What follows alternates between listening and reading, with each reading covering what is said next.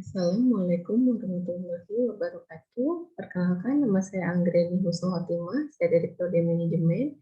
Di sini saya akan mempresentasikan terkait etika bisnis untuk performance test etika bisnis.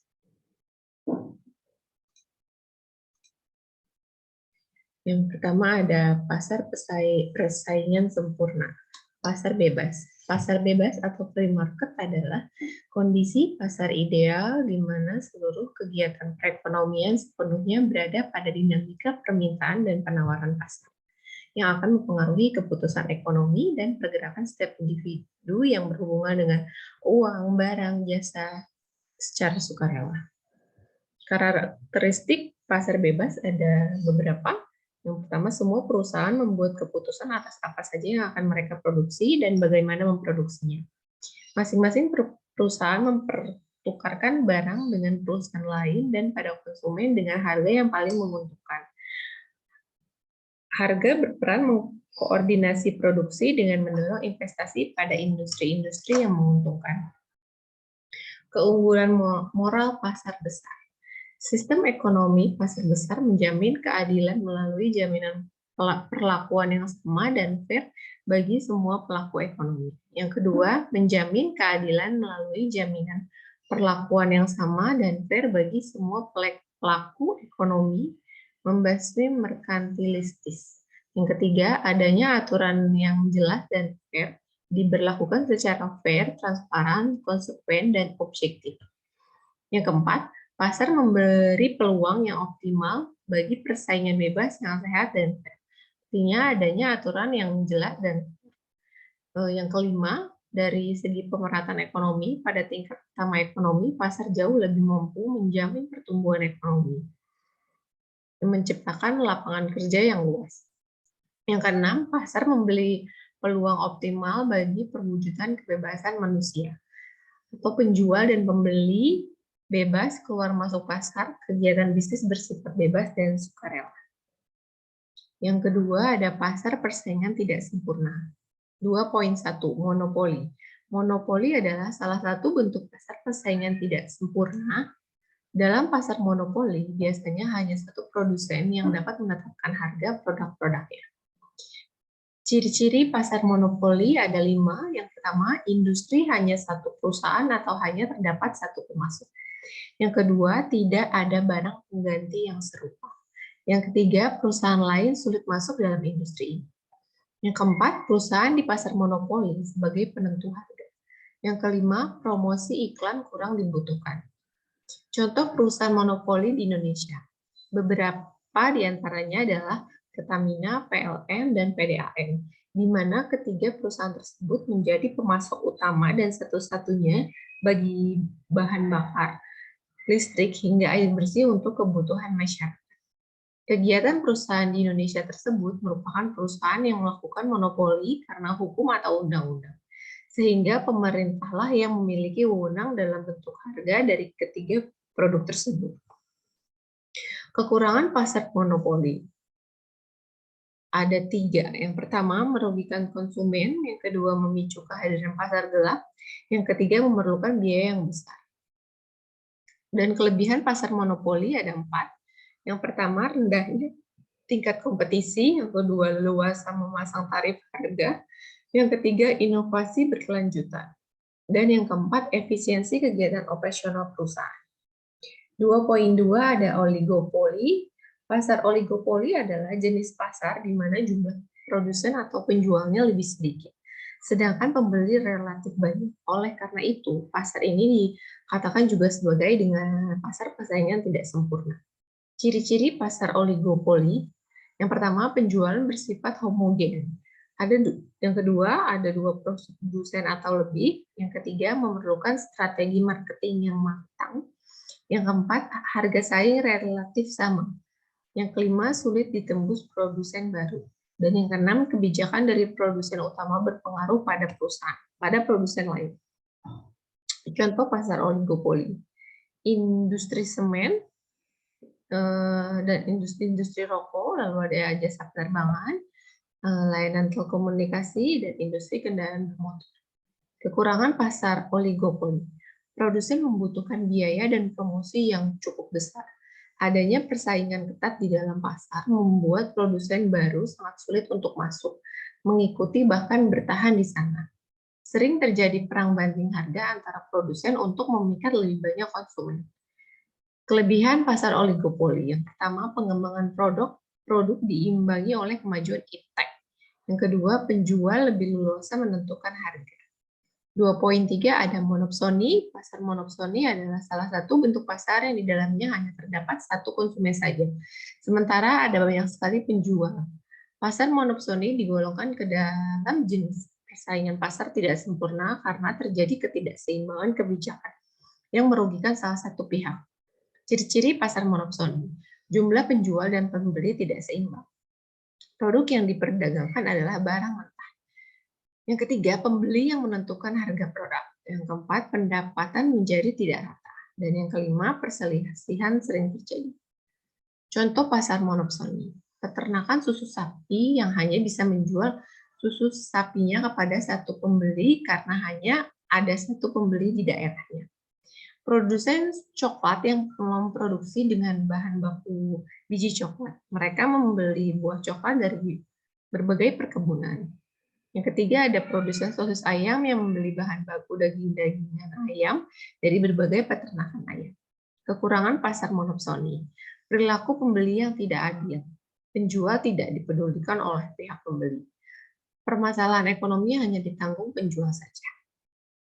Kelebihan pasar monopsoni. Yang pertama ada kualitas barang terjamin baik, yang kedua meningkatnya kreativitas penjual untuk selalu berinovasi, yang ketiga menentukan harga menjadi lebih mudah, yang keempat alur penjual menjadi lebih lancar, dan yang kelima penjual tidak perlu melakukan promosi untuk menemukan pembeli. 2.4 di sini ada oligopsoni. Pasar oligopsoni adalah kondisi di mana hanya terdapat beberapa pembeli besar di pasar. Karena konsentrasi permintaan hanya dari beberapa pihak saja. Harga produktif relatif bisa ditekan. Ciri-ciri pasar oligopsoni, terdapat beberapa pembeli, umumnya pembeli adalah distributor, produk adalah bahan mentah, harga produk cenderung stabil, jenis barang sedikit, dan pendapatan merata. Contoh pasar oligopsoni, seperti pasar wortel di desa. Petani wortel ini dapat menjual wortelnya kepada beberapa pedagang di desa dan menjualnya ke kota. Contoh lain yang paling mewakili pasar adalah bisnis bangunan dan konstruksi. Meskipun ada banyak, beberapa pelanggan ingin menggunakan layanan konstruksi berdasarkan pesanan yang disepakati. Kekurangan dari pasar oligopsoni ada 3. Yang pertama, kualitas produk pada pasar ini kurang terjaga dengan baik karena penjual cenderung mudah. Produsen kurang memperhatikan kualitas karena di dalam pasar ini terdapat beberapa pembeli besar dan mudah menjual produknya sehingga kualitas kurang terjaga. Yang kedua, beberapa pembeli melakukan kerjasama memanipulasi keadaan yang dapat merugikan produsen. Biasanya manipulasi ini terjadi karena pembeli ingin mendapatkan harga yang lebih murah. Dan yang ketiga, kemudahan dalam hal jual beli di pasar ini menimbulkan kekurangan tersendiri, yaitu kreativitas. Produsen hanya fokus pada produksi tanpa perlu melakukan inovasi dan kreativitas terhadap produk dan bisnis mereka. Kelebihan pasar oligopsoni.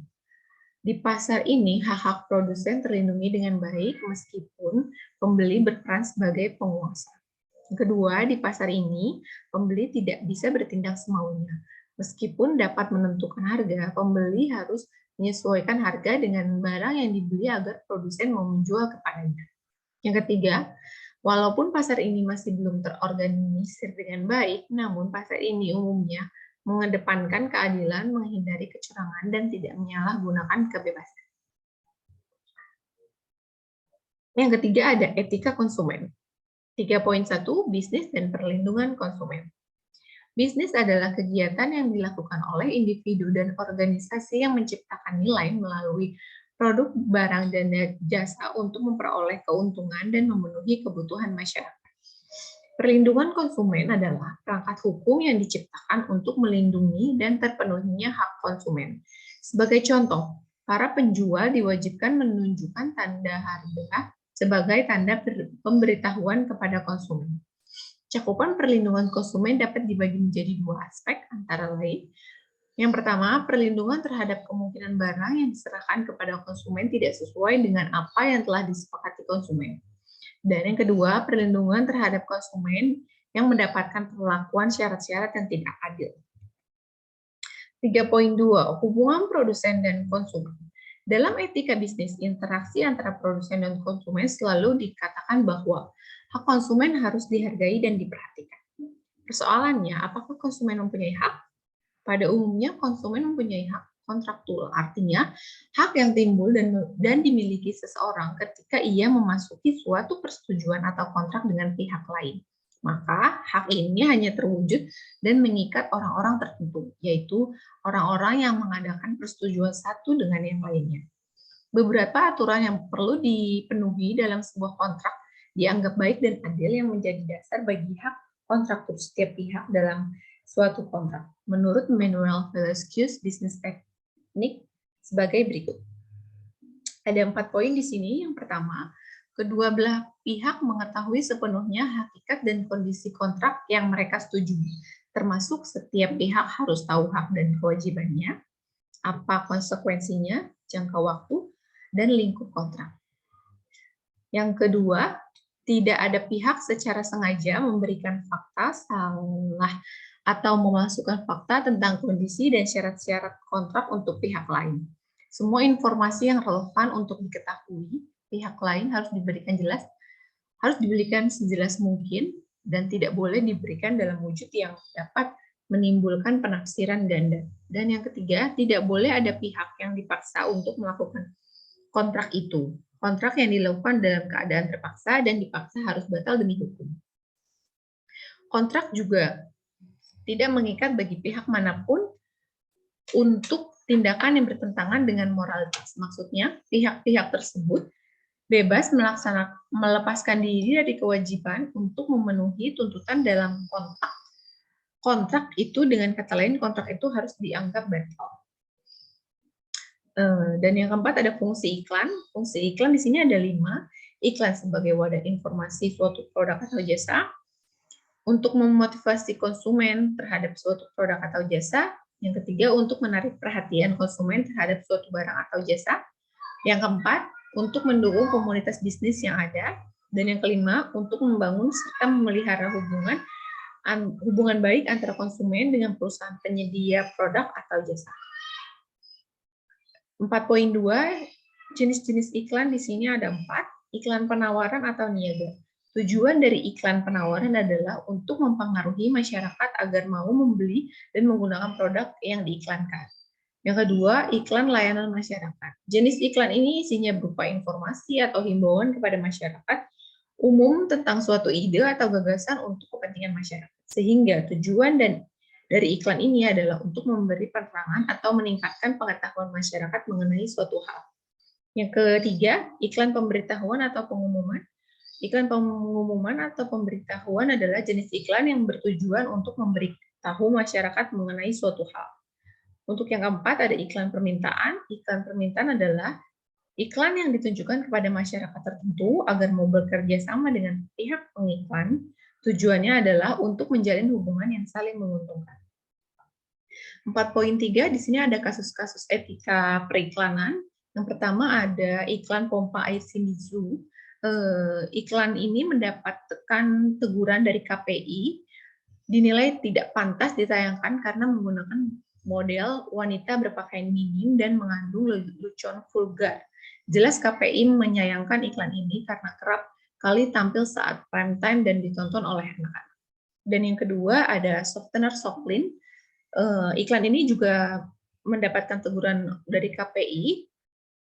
Iklan pelembut pakaian tersebut dinilai tidak memperhatikan peraturan siaran iklan, pembatasan muatan seksual, ketentuan perlindungan anak dan remaja, serta normal kesopanan.